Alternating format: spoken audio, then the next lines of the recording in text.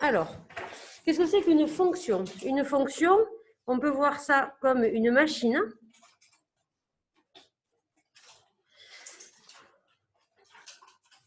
dans laquelle je vais rentrer des nombres et elle va faire un truc et ça me sort des nombres. D'accord? Donc, je vous propose que les nombres qui entrent, on les écrive en vert et que les nombres qui sortent, on les écrive en rouge. Donc, je vais faire entrer plusieurs nombres, je vais voir ce que ça fait.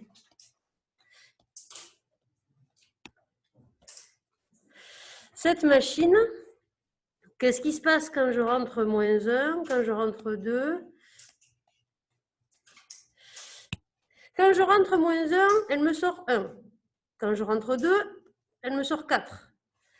Quand je rentre 0, elle me sort 0. Et quand je rentre -2, elle me sort 4 aussi. Donc, il peut arriver qu'elle me sorte 2 fois la même chose pour deux nombres différents. À partir de ça, on peut faire un tableau de valeurs. Quand vous avez un tableau de valeurs qui représente une fonction, dans 99% des cas, la première ligne, c'est ce qui rentre et la deuxième, c'est ce qui sort.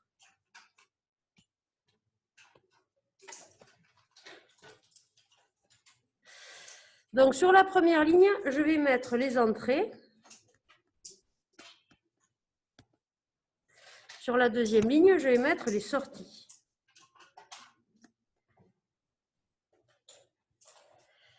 Et je vais recopier ce qui s'est passé là.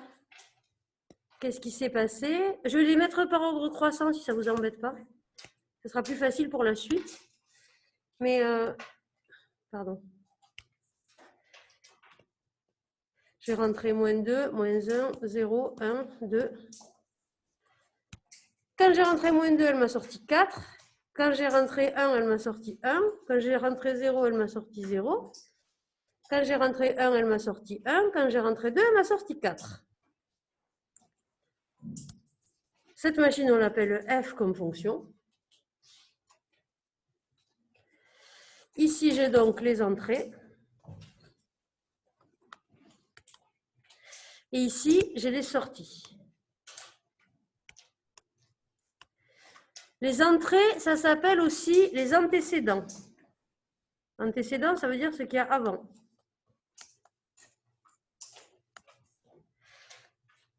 Et on les note X.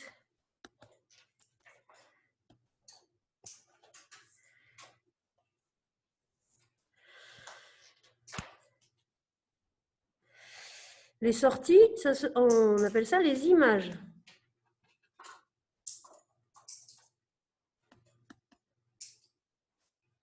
Et parfois, on les note Y, on va voir pourquoi. Ou parfois, on les note f de x. F de x, ça veut dire ce que f a fait à x, ce que f a fait de x.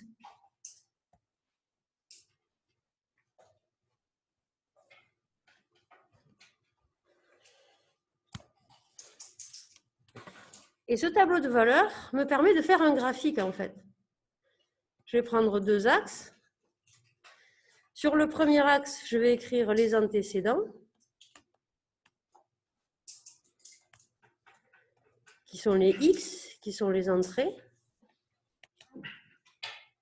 Et sur le deuxième axe, je vais mettre les images, qui sont les y, ou si vous préférez les f de x, ça dépendra des exercices, les notations. Et c'est les sorties, ça. Ce sont les sorties. Ce qui est sorti de ma fonction.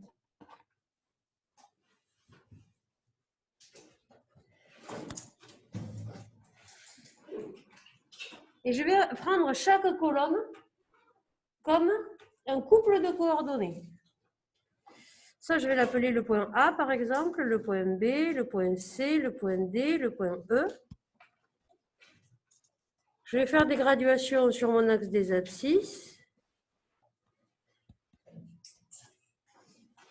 Des graduations sur mon axe des ordonnées. C'est parce que ce sont des ordonnées qu'on appelle Y. Hein.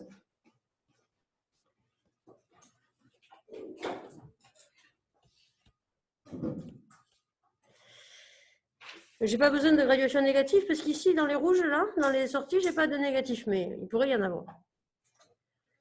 Donc le point A, il a pour abscisse moins 2 et pour ordonnée 4.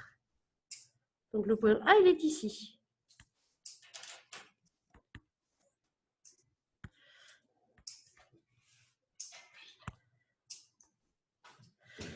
Le point B, il a pour abscisse moins 1 et pour ordonnée 1. Il est ici.